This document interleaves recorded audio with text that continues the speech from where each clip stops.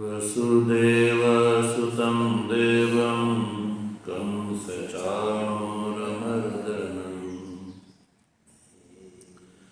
देवकी परमानन्दं कृष्णं वन्दे जगद्गुरुं मूकं करोति वाचालं पङ्गुं लङ्घयते गिरिं यत्कृपातमहं वन्दे परमानन्दमाधवं शङ्करं शङ्कराचार्यं केशवं बादरायणं सूत्रभाष्यकृतौ वन्दे भगवन्तौ पुनः पुनः। ईश्वरो गुरुरात्मेति मूर्तिभेदविभागिने व्योमवद्व्याप्तदेहाय दक्षिणामूर्तये नमः। ॐ शान्ति शान्ति शान्ति। तत्वजिज्ञासु सज्जनों, ભગવાનની પરમાનુકંપાથી શ્રીમદ ભગવદ્ ગીતાના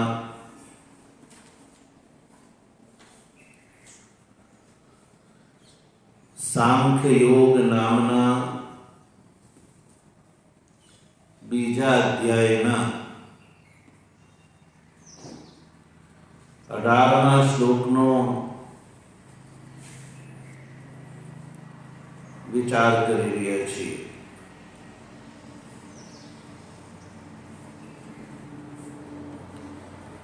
આ શ્લોકના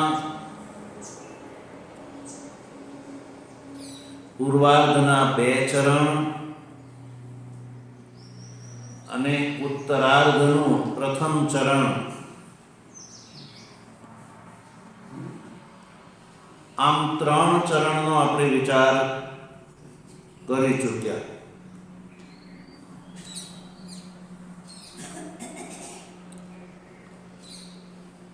આમાં ભગવાન શ્રી કૃષ્ણે કહ્યું કે આ જે દેહો છે એ અંતવાળા છે. અંતવાળા છે એટલે કે અનિત્ય છે, વિનાશી છે,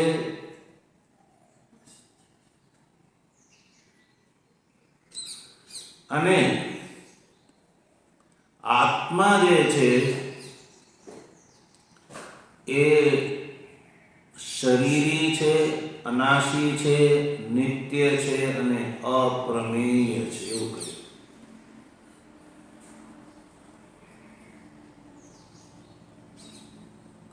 ઉપાધિથી આત્મા શરીરને ધારણ કરે છે એટલે આત્માને શરીરી કહ્યો. આત્મા શરીરી છે એવું કહ્યું.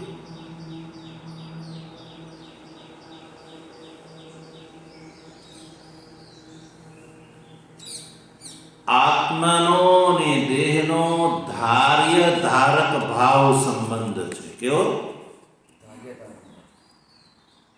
ધાર્ય ધારક ભાવ.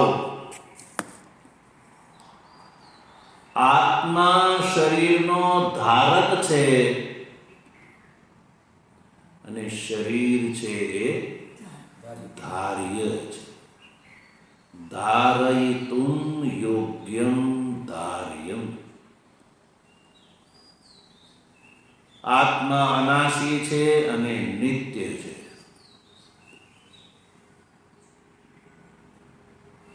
અને આત્મા અપ્રમેય છે.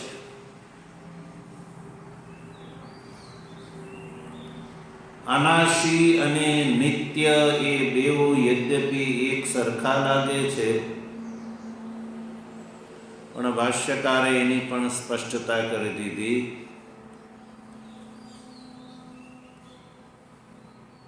કે નિત્ય જે છે એ બે પ્રકારનું છે.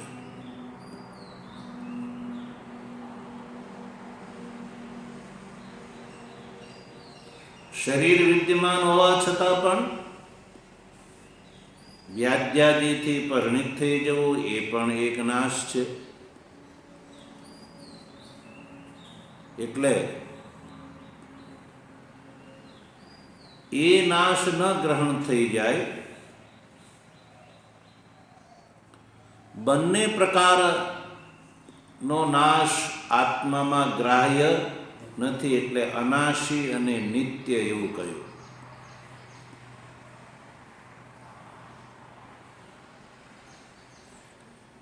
એકલો નિત્ય કયો હોત તો પૃથ્વી આદિની જેમ પાછો નિત્યની પ્રાપ્તિ થાત. એટલે શરીર વિદ્યમાન અવસ્થામાં વ્યાધ્યાદિથી પ્રયુક્ત જે પરિણામ છે એની વ્યાવૃત્તિ માટે થઈને અનાશી કહ્યું, કારણ કે શરીર એ નાશી છે. પૃથ્વી આદિની જેમ નિત્યત્વ પ્રાપ્ત ન થાય એટલે અનાશી કહ્યો, અને વ્યાધ્યાદિ પ્રયુક્ત જે છે એ અન્યથા ભાવ ન થાય એટલે નિત્ય કહ્યું. આ બે વિશેષણ આત્મામાં જરૂરી છે એ સ્પષ્ટ કરી ભાષ્યકાર. હવે આપણે વિચાર કરી રહ્યા છીએ અપ્રમેય એ વિશેષણનો. ભગવાન શ્રી કૃષ્ણ કહ્યું અપ્રમેયસ્ય ઇમે દેહાહા અંતવંત. અપ્રમેય એવા આત્માએ ધારણ કરેલા આ જે દેહો છે એ અંતવાળા છે. તો આ દેહને ધારણ કરવાવાળો જે આત્મા છે એને માટે શંકર ભગવાન શ્રી કૃષ્ણે શબ્દ પ્રયોગ કર્યો અપ્રમેયસ્ય. અપ્રમેય એવા આત્માએ ધારણ કરેલા દેહ છે એ અંતવાળા છે, એ વાક્ય થયું. એટલે આત્મા અપ્રમેય છે એવું ભગવાન શ્રી કૃષ્ણે કહ્યું. તો અપ્રમેયસ્ય એ એની ઉપર ભગવાન ભાષ્યકાર જે છે એ ભાષ્ય કરતા કહે છે અપ્રમેયસ્ય ન પ્રમેયસ્ય અપ્રમેયસ્ય. પંક્તિ મળે ન પ્રમેયસ્ય. નય તત્પુરુષ છે, અહીંયા બહુવ્રીહી સમાસ નથી પણ નય તત્પુરુષ સમાસ છે. એટલે કે નથી જે પ્રમાણનો વિષય. અર્થ થયો નથી જે પ્રમાણનો વિષય, એટલે એને કહેવામાં આવે છે અપ્રમેય. અને ષષ્ઠી વિભક્તિમાં અપ્રમેયસ્ય.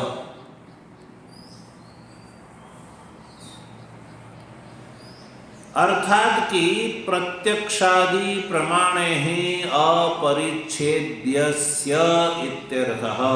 भाष्यकार વધારે સ્પષ્ટ કર્યું. અપ્રમેયનો અર્થ છે પ્રત્યક્ષાદિ પ્રમાણે ही अपरिच्छेद्य. પ્રત્યક્ષાદિ પ્રમાણો દ્વારા જેને પરિચ્છિન્ન ન કરી શકાય એવો આ આત્મા છે. પ્રત્યક્ષાદિ પ્રમાણો દ્વારા જે પરિચ્છિન્ન નથી થઈ શકતો, અર્થાત કે પ્રત્યક્ષાદિ પ્રમાણોના ઘેરામાં જે નથી આવી શકતો, પ્રત્યક્ષાદિ પ્રમાણો જેને ઘેરી નથી શકતા એવા આત્માને કહેવામાં આવે છે અપ્રમેય.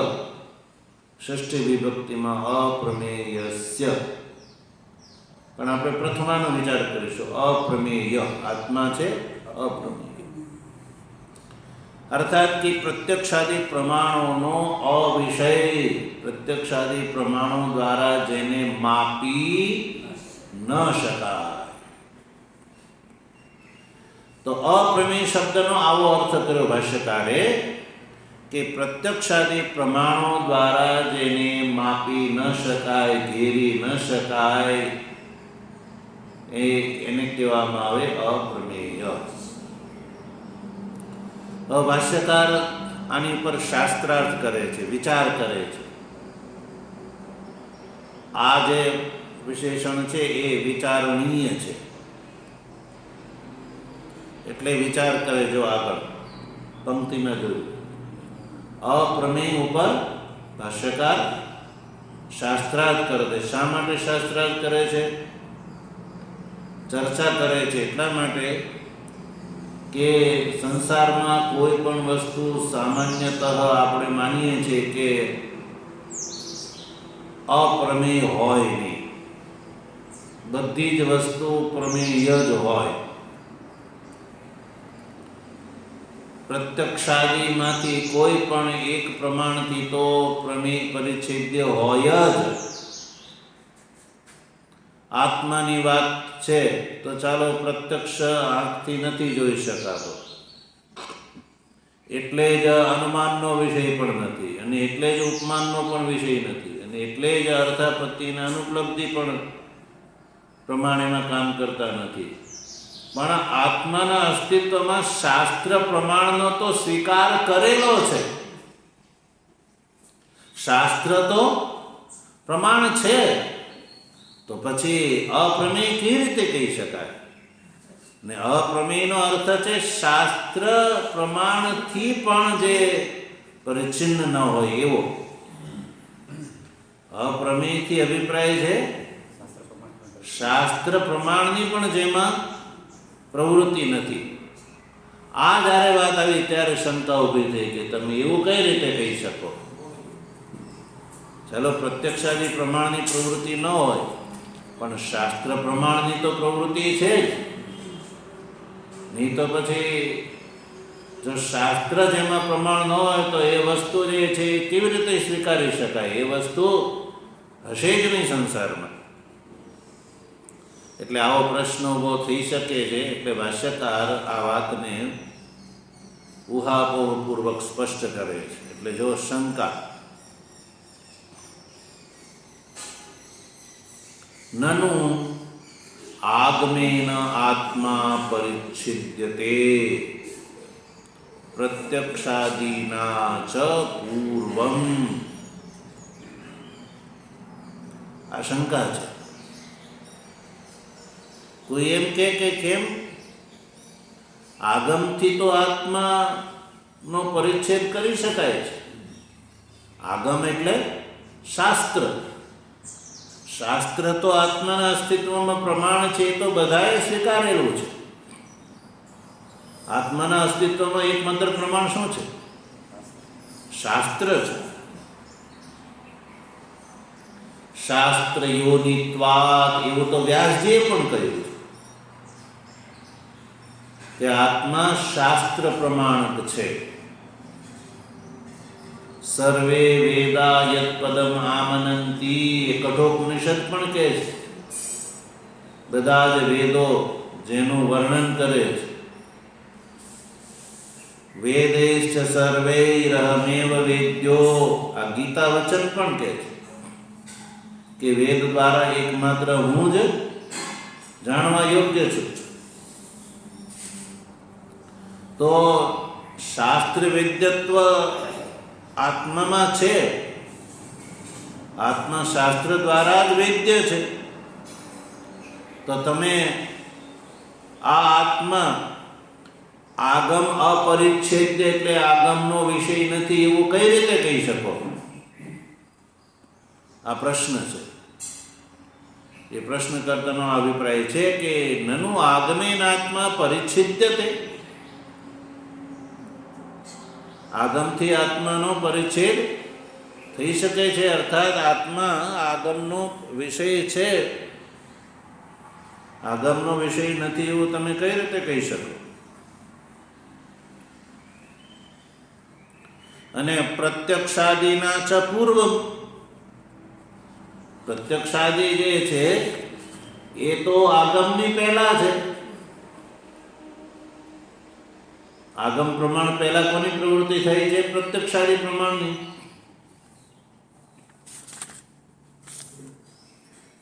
એટલે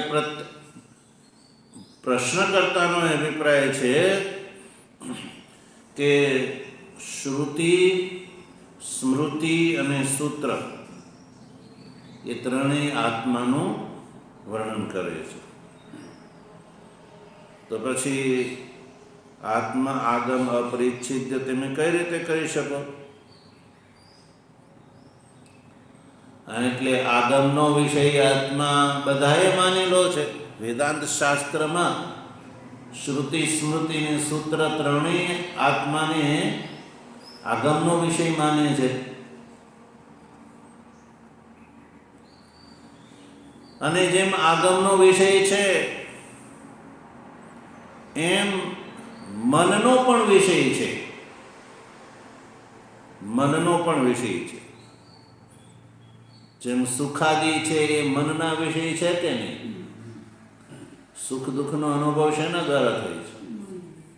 મન દ્વારા થાય છે ને. સુખ દુઃખ આદિ ચક્ષુરાદિ દ્વારા દેખાતા નથી. ચક્ષુ દ્વારા દેખાય છે. જેમ સુખ વગેરે મનનો વિષય છે એમ આત્મા જે છે એને પણ મનોવેદ્ય માનેલો છે. મન દ્વારા વેદ્ય છે. ક્યાં? તો કે મન સૈવાન દ્રષ્ટવ્યમ. કઠોપનિષદ કહે છે મનસા એવ અનુદ્રષ્ટવ્યમ. આ આત્મા મન દ્વારા દ્રષ્ટવ્ય છે. તો શાસ્ત્ર મનનો પણ વિષય બતાવે છે. આગમનો વિષય બતાવે છે અને મનનો પણ વિષય બતાવે છે. એટલે આગમીન આત્મા પરિચ્છેદ્યતે, પછી પ્રત્યક્ષાદિના ચ પૂર્વમ, આગમની પ્રવૃત્તિ પહેલા પ્રત્યક્ષાદિ પ્રમાણની પ્રવૃત્તિ થઈ છે. એટલે મનસા એવાનું દ્રષ્ટિ મનનો પણ વિષય આત્મા માન્યો છે શ્રુતિએ. માનસિક પ્રત્યક્ષ વિષય આત્મા છે. માનસિક પ્રત્યક્ષ વિષય આત્મા છે. તો પ્રત્યક્ષ અપરિચ્છેદ્ય કેવી રીતે કહી શકે? એટલે કે પ્રત્યક્ષ પ્રમાણનો પણ આત્મા વિષય છે. મનનો વિષય એટલે પ્રત્યક્ષનો વિષય. તો પ્રત્યક્ષ પ્રમાણનો વિષય થયો. આગમનો પણ અનુમાનનો પણ વિષય છે. જગત જન્માદિ લિંગક અનુમાનથી આત્માનો બોધ થાય છે. એટલે અનુમાન દ્વારા પણ પરિચ્છેદ્ય છે આત્મા. અનુમાન પ્રમાણથી પણ આત્માનું અનુમાન થઈ શકે છે. જગત જન્માદિ લિંગક અનુમાનથી આ જગતની ઉત્પત્તિ સ્થિતિને લઈ જેના દ્વારા થાય છે એને આત્મા કહેવામાં આવે છે. તો આ જગત જન્માદિ જે છે, જગતનો જન્મ સ્થિતિને લઈ એ આત્માના અસ્તિત્વમાં લિંગ છે, ચિહ્ન છે. તો પછી આત્મા જગત જન્માદિ લિંગ અનુમાનથી સુગ્રહ હોવાથી અનુમાનનો પણ વિષય છે. તો પ્રત્યક્ષ, અનુમાન અને આગમ આ ત્રણ પ્રમાણ વિદ્યમાન છે આત્મામાં. અને આ ત્રણ પ્રમાણથી આત્માનો બોધ થઈ શકે છે. તો આત્મા અપ્રમેય કેવી રીતે? આ પ્રશ્ન છે. સમજાણું? આત્મા પ્રમાણ વગર તો પ્રમેયનો બોધ થતો નથી. એ પ્રશ્નકર્તાનો અભિપ્રાય છે. એટલે પ્રશ્ન છે, જો ભાષ્યમાં જો નનુ આગમેન આત્મા પરિચ્છેદ્યતે. પ્રત્યક્ષાદિના ચ પૂર્વમ. એટલે કે પ્રશ્ન કરતા શંકાકાર એવું કહે છે કે આત્મા પ્રત્યક્ષનો પણ વિષય છે, અનુમાનનો પણ વિષય છે અને આગમનો પણ વિષય છે, અને એ બધાએ સ્વીકારેલો છે. તો એવી દિશામાં તમે અપ્રમેય એવા ભગવાન દ્વારા પ્રયુક્ત શબ્દનો અર્થ, ભાષ્યકારને કોઈ પ્રશ્ન કરે કે તમે પ્રત્યક્ષાદિ પ્રમાણે અપરિચ્છેદ્યત્વમ એવો એ ભગવાન દ્વારા અપ્રમેય શબ્દના અપ્રમેય એવા જે પ્રયુક્ત શબ્દ છે એનો અર્થ આવો કેવી રીતે કરી શકો? પ્રત્યક્ષાદિ પ્રમાણનો અવિષય છે એવું કઈ રીતે કહી શકો? ભાષ્યકારની સામે પ્રશ્ન છે. ભગવાન શ્રી કૃષ્ણના શબ્દ પ્રયોગની ઉપર શંકા નથી, પણ ભાષ્યકારે અપ્રમેય, ભગવાન શ્રી કૃષ્ણે અપ્રમેય એવા શબ્દનો પ્રયોગ કર્યો છે શ્લોકમાં અર્જુનને માટે. આ આત્મા અપ્રમેય છે. તો એ અપ્રમેય શબ્દનો અર્થ ભાષ્યકારે શું કર્યો? પ્રત્યક્ષાદિ પ્રમાણે અપરિચ્છેદ્ય. તો ભાષ્યકારની સામે પ્રશ્ન ઉઠે કે તમે એવી રીતે કઈ રીતે કહી શકો કે પ્રત્યક્ષાદિ પ્રમાણ દ્વારા અપરિચ્છેદ્ય છે, જ્યારે આત્મા પ્રત્યક્ષનો, અનુમાનનો અને આગમ પ્રમાણનો વિષય છે. આ ત્રણ પ્રમાણ દ્વારા આત્માને પરિચ્છેદ કરી શકાય છે, માપી શકાય છે, જાણી શકાય છે. તો તમે અપ્રમેય કેવી રીતે કહી શકો? આ પ્રશ્ન છે. તો જો ન થી ઉત્તર આપે છે ભાષ્યકાર. ભાષ્યકાર આ વાતને સ્પષ્ટ કરે. જો ન એ પરિહાર કરે છે, ન થી પરિહાર કરે છે. ન થી પહેલા નિષેધ કર્યો કે તમારું કેવું યોગ્ય નથી. પૂર્વ પક્ષને કહે છે કે તમારું આ કેવું યોગ્ય નથી. કેમ? પૂર્વ પક્ષી કે કારણ બતાવો, હેતુ બતાવો. એમણે પ્રતિજ્ઞા માત્રથી તમે નિષેધ કરી શકો નહીં, તમારે હેતુ બતાવવો પડશે. તો ભાષ્યકાર કહે છે કે આત્મન સ્વતઃ સિદ્ધત્વાત્, એ હેતુ બતાવે. સ્વતઃ સિદ્ધત્વાત્, આત્મન સ્વતઃ સિદ્ધત્વાત્. ભાષ્યકાર કહે છે કે ભાઈ આત્મા છે એ સ્વતઃ સિદ્ધ છે, પ્રમાણથી સિદ્ધ નથી. સમજાણું? આત્મા સ્વતઃ સિદ્ધ છે. સ્વતઃ એટલે પોતાની જાતે જ સિદ્ધ છે, પોતાના જ દ્વારા પોતે સિદ્ધ છે. આત્માને પોતાની સિદ્ધિ માટે કોઈ પ્રમાણની અન્વેષણા કરવાની જરૂર નથી. એટલે સ્વતઃ સિદ્ધ છે. સ્વતઃ એટલે સ્વયંભૂ સિદ્ધ છે, અન્યથી સિદ્ધ નથી, પ્રમાણનો વિષય નથી. આત્મા તો સ્વતઃ સિદ્ધ છે. સ્વતઃ સિદ્ધ હોય એને પ્રમાણથી માપી શકાય નહીં. સ્વતઃ સિદ્ધ છે. કેવી રીતે સ્વતઃ સિદ્ધ એ આપણે જોઈએ.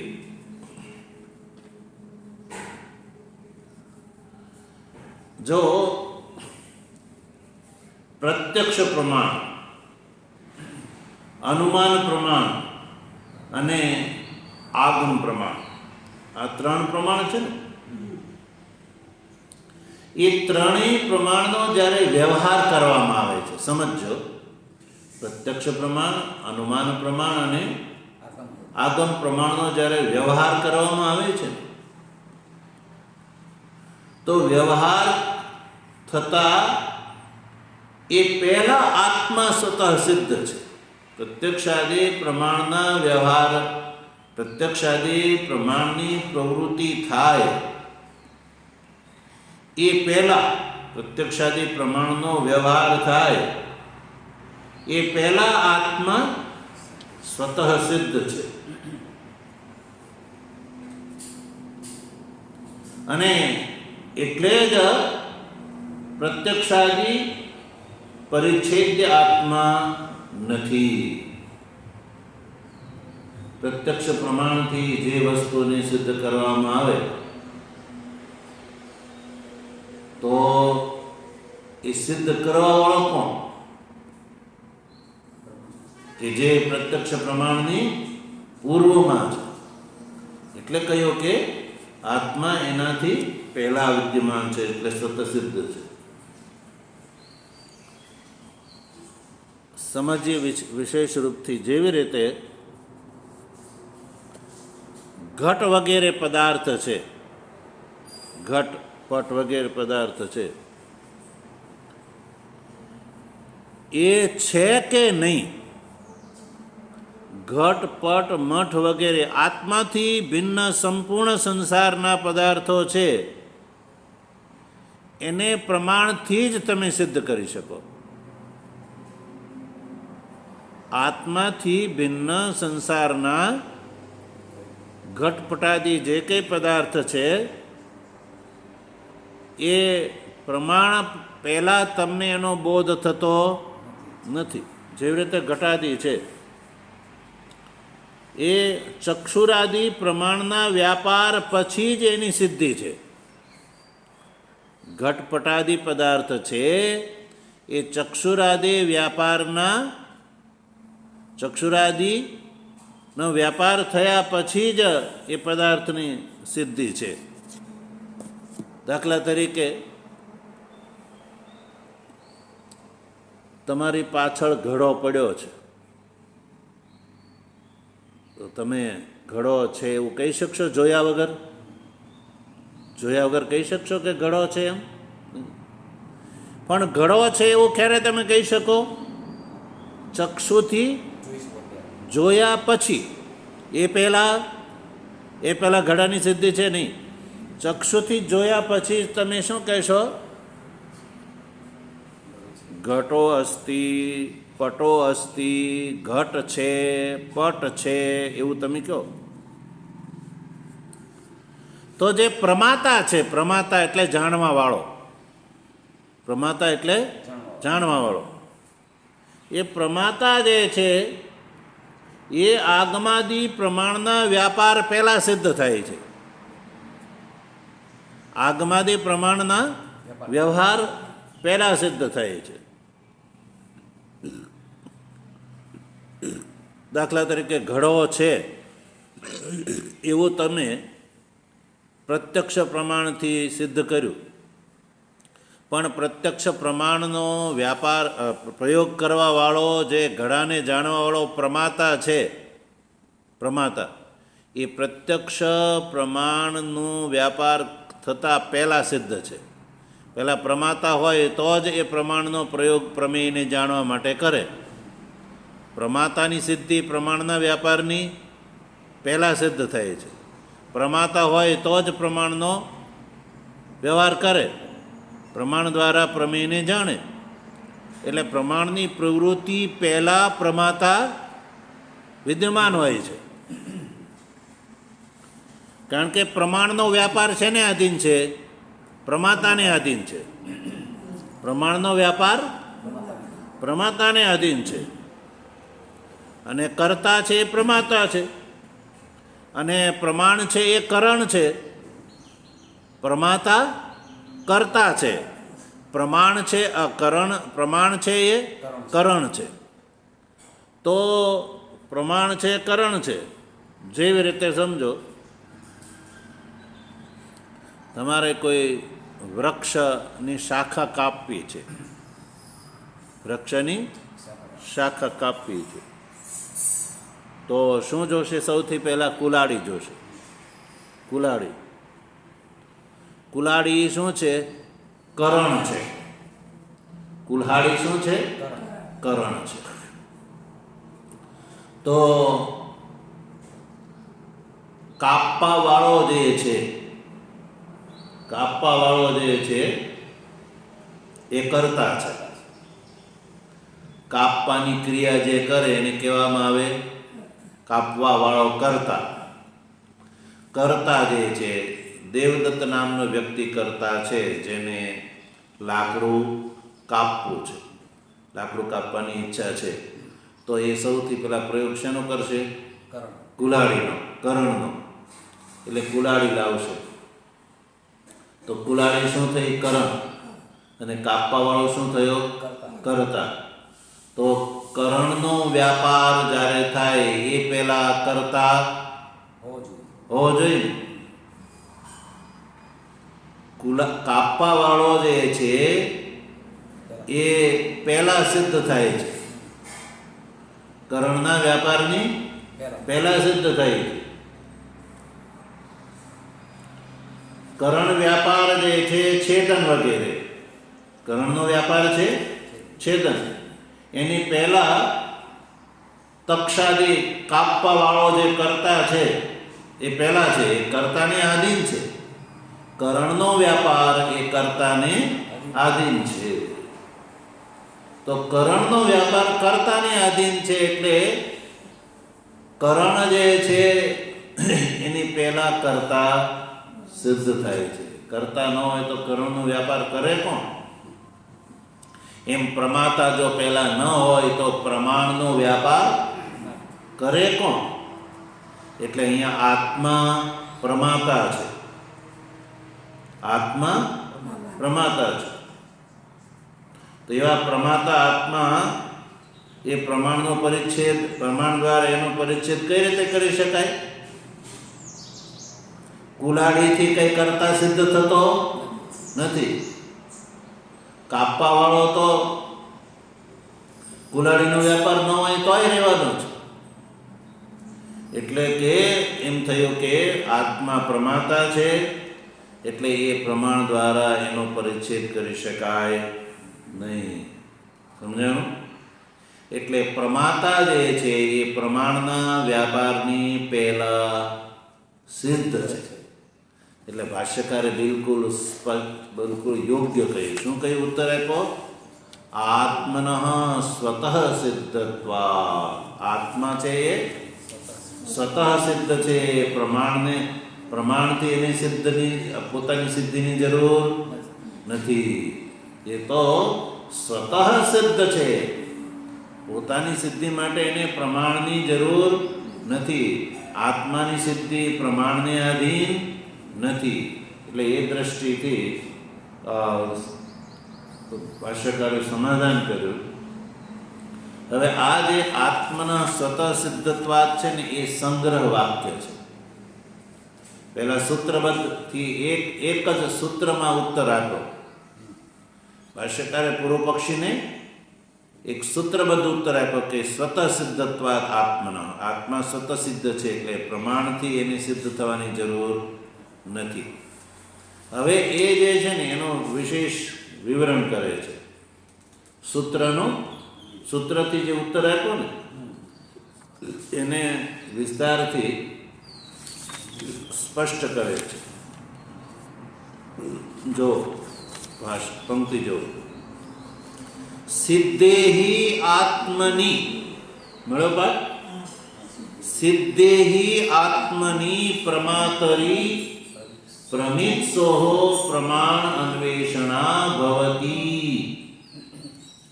જો પહેલા પ્રમાતા રૂપ આત્મા સિદ્ધ હોય, આત્મા તો પ્રમાતા છે એ પહેલેથી સિદ્ધ છે, પ્રમાણની પહેલા સિદ્ધ છે. પ્રમાતરી આત્મની સિદ્ધેહી, પ્રમાતા આત્મા પહેલા સિદ્ધ હોય તો જ પ્રમિત્સોઃ પ્રમાણ અન્વેષણા ભવતી. પ્રમિત્સુઃ પ્રમાણની અન્વેષણા કરે છે. એટલે આત્મા છે એ પ્રમાતા છે. પ્રમાતા.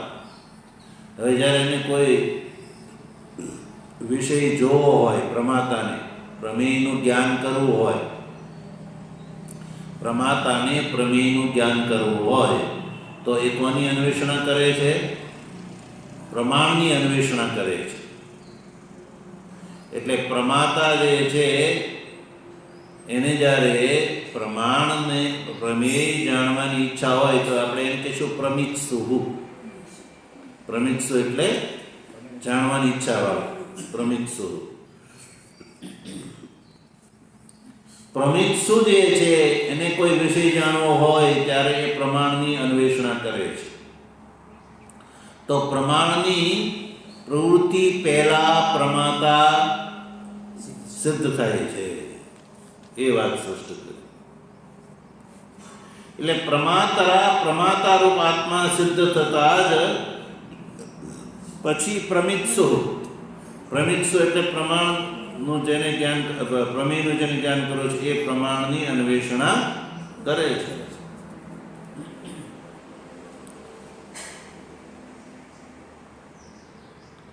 પ્રમાતો નિચ્છુ પ્રમિત્સુ, જેને કોઈ વિષય જાણવાની ઈચ્છા હોય એને કહેવામાં આવે પ્રમાતા.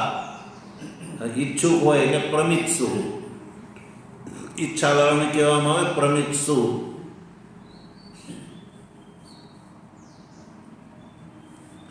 પ્રમાતા જે છે ને એ જ પ્રમેયને પ્રમિત્સતી, એ જ પ્રમેયની ઈચ્છા કરે છે. પ્રમાતા પ્રમેયની ઈચ્છા કરે છે અને એ પ્રમેયની ઈચ્છા કરવા માટે એ પ્રમાણની અન્વેષણા કરે છે. જેવી રીતે પ્રમાતા છે એ પછી પ્રમેયની ઈચ્છા કરે છે ત્યારે પછી એ પ્રમાણની અન્વેષણા કરે છે.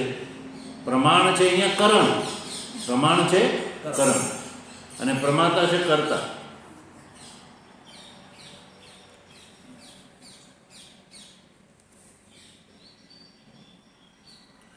પ્રમાતા છે એને કોઈ ઘટ જોવો છે, પ્રમાતાને ઘટનું દર્શન કરવું છે, તો એ શેની અન્વેષણ કરશે? ચક્ષુ. પ્રમાણ ચક્ષુરાદિ જે છે એ કરણ છે, પ્રમાણ છે. ઘટને જોવો હોય તો ચક્ષુથી જોઈ શકાય છે. એટલે ચક્ષુ જે છે એ ઘટમાં પ્રમાણ છે. ચક્ષુ છે એ ઘટમાં પ્રમાણ છે. એટલે ચક્ષુ કરણ થઈ, ચક્ષુ કરણ થઈ અને પ્રમાતા આત્મા કર્તા થયો. પ્રમાતા આત્માને ઘટના દર્શન કરવાની ઈચ્છા થઈ તો એણે ચક્ષુનો પ્રયોગ કર્યો. ચક્ષુ છે પ્રમાણ અને પ્રમાણને જ આપણે કહીશું કરણ અને આત્મા છે પ્રમાતા, પ્રમાતાને જ આપણે કહીશું કર્તા. યા જોવું છે એટલે દ્રષ્ટા કહીશું, જોવું છે એટલે શું કહીશું? દ્રષ્ટા. દ્રષ્ટાને ઘટ દર્શન કરવાની ઈચ્છા થઈ તો ચક્ષુનો પ્રયોગ કર્યો, ચક્ષુનો પ્રયોગ કર્યો. તો ચક્ષુથી પ્રમાતા સિદ્ધ થાય છે કે પ્રમાતા પહેલેથી સિદ્ધ છે? હા, પહેલેથી સિદ્ધ છે. એટલે જોવાની ઈચ્છા થઈ તો ચક્ષુરાધિકરણની એની અન્વેષણા કરી. રૂપને જોવાની ઈચ્છા થઈ તો પ્રમાતાએ ચક્ષુનું અન્વેષણ કર્યું. કારણ કે રૂપ જે છે ચક્ષુ દ્વારા દેખાય છે. રૂપ છે, રૂપ પ્રમેય જે છે એ ચક્ષુ દ્વારા ગ્રહણ થાય છે. શબ્દ પ્રમિત્સુ, શબ્દ સાંભળવાની ઈચ્છા થઈ તો પ્રમાતા આત્માએ શ્રોત્રની અન્વેષણા કરી. એ વખતે આત્માનું નામ શ્રોતા પડશે. શ્રોતાની શબ્દ સાંભળવાની ઈચ્છા થઈ તો શ્રોત્રનો પ્રયોગ કરશે. બરાબર? એવી રીતે આ પ્રમાણની પહેલા પ્રમાતા સિદ્ધ થાય છે. એ વાત સ્પષ્ટ થઈ ગઈ.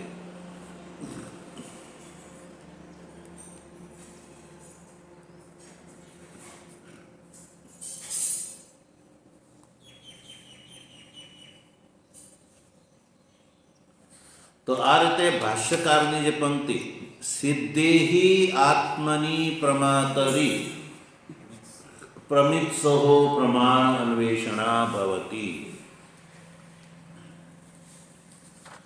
આત્મા પ્રમાતા સિદ્ધ હોય તો જ એને જ્યારે પ્રમેયને જાણવાની ઈચ્છા થાય ત્યારે પ્રમાણની અન્વેષણા કરે છે.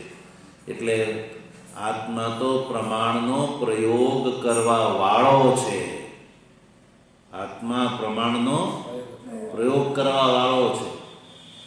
તો એ આત્મા પ્રમાણથી સિદ્ધ કેવી રીતે? એ તો સ્વતઃ સિદ્ધ છે. એને પોતાની સિદ્ધિ માટે પ્રમાણની જરૂર નથી, એટલે સ્વતઃ સિદ્ધ છે, એટલે અપ્રમેય છે.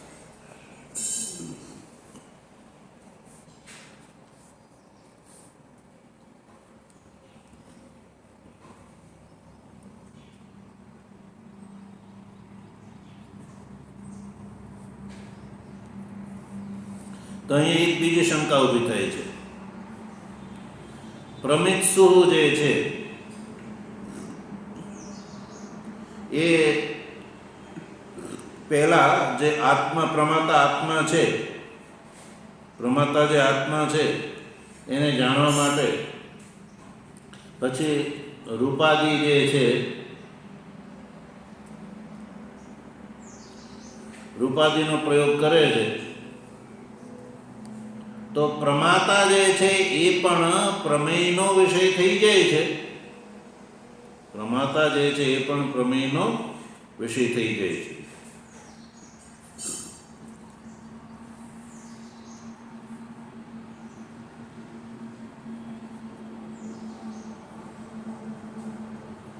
પ્રમિત્સુ છે, પ્રમિત્સુ એટલે જાણવાની ઈચ્છા વાળો. પહેલા પ્રમાતા જે આત્મા છે એને પ્રમા જાણવા માટે પછી રૂપાદિનો પ્રયોગ કરે છે. તો પ્રમાતુ આત્મા જે છે એ પ્રમિત્સુ આત્માની દ્રષ્ટિથી પ્રમેયનો વિષય થઈ જાય છે. એટલે આત્મા પણ પ્રમેય કોટીમાં આવી જાય છે, એવી શંકા છે. એ શંકાને ધ્યાનમાં રાખીને ભાષ્યકાર આગળ પંક્તિમાં શું લખે જો, નહીં પૂર્વમ ઇત્થમ અહમ ઇતિ આત્માનં પ્રમાય પશ્ચાત પ્રમેય પરિચ્છેદાય પ્રવર્તતે. નહીં આત્માનામ કસ્યચિદ અપ્રસિદ્ધો ભવતિ. નહીં પૂર્વમ, પહેલા ઇત્થમ અહમ ઇતિ આત્માનં પ્રમાય પશ્ચાત પ્રમેય પરિચ્છેદાય પ્રવર્તે. એવું નથી કે હું ઇત્થમ અહમ એટલે આવા પ્રકારનું હું છું, આવા પ્રકારનું હું છું એવું આત્માનું પ્રમાય આત્માને જાણવા માટે પશ્ચાત પ્રમેય પરિચ્છેદાય પછી પ્રમેયની પરિચ્છેદ પ્રમેયને જાણવા માટે આત્મા પ્રવર્તતે એવું પણ નથી. પૂર્વમ એટલે પહેલા, ઇત્થમ અહમ આવો હું છું એ જાણવા માટે પછી અન્ય પ્રમેય પદાર્થને જાણવા માટે આત્માની પ્રવૃત્તિ થાય એવું નથી. એટલે કે પહેલા આત્મા પ્રમેયનો વિષય બને, પ્રમાણનો વિષય બને, પછી આત્મા બીજાને જાણવાની ઈચ્છા કરે એવું ક્યાંય જોવા મળતું, એવો કોઈને અનુભવ થતો નથી. ઇત્થમ અહમ પહેલા એવું ખરું કે હું આવો છું એ પહેલાં પોતે જાણે અને પછી બીજાને જાણવા માટે જાય, એવી અનુભવ આપણને થતો નથી. એવી પ્રવૃત્તિ વ્યવહારમાં જોવા મળતી નથી. પૂર્વમ ઇત્થમ અહમ, ઇત્થમ એટલે આ પ્રકારનો હું છું. પછી આત્માને ઇત્થમ અહમ જાણ્યા પછી પ્રમેય પરિચ્છેદાય, પ્રમેય એટલે વિષયનો પરિચ્છેદ કરવા માટે આત્મા પ્રવૃત્ત થાય એવું પણ થતું નથી. કેમ? નહીં આત્મા નામ કસ્યચિદ અપ્રસિદ્ધો ભવતિ. આત્મા કોઈને અપ્રસિદ્ધ છે જ નહીં, બધાને પ્રસિદ્ધ જ છે. અજ્ઞાનીને પણ આત્મા પ્રસિદ્ધ જ છે. એટલે પ્રસિદ્ધ છે એટલે એ પ્રસિદ્ધ આત્માને જાણવા માટે અન્ય કોઈ પ્રમાણની પ્રવૃત્તિ આત્મામાં થતી નથી એવું કહે. આત્મા અપ્રસિદ્ધ હોય ને તો પહેલાં પોતાને પ્રસિદ્ધ કરવો પડે.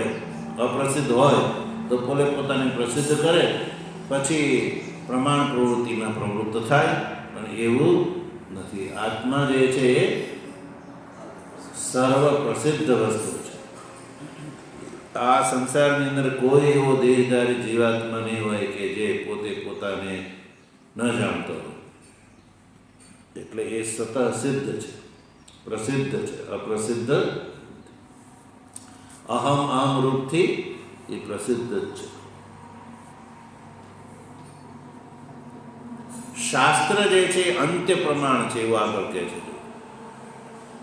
ઓમ વસુદેવ સુતમ દેવમ કંસચાણૂરમર્દનમ દેવકી પરમાનંદમ કૃષ્ણં વંદે જગદ્ગુરુમ શંકરં શંકરાચાર્યં કેશવં બાદરાયણં સૂત્રભાષ્ય કૃતૌ વંદે ભગવन्तૌ પુનઃ પુનઃ ઈશ્વરો ગુરુરાત્મેતિ મૂર્તિભેદ વિભાગિને વ્યોમવદ્વ્યાપ્તદેહાય દક્ષિણામૂર્તયે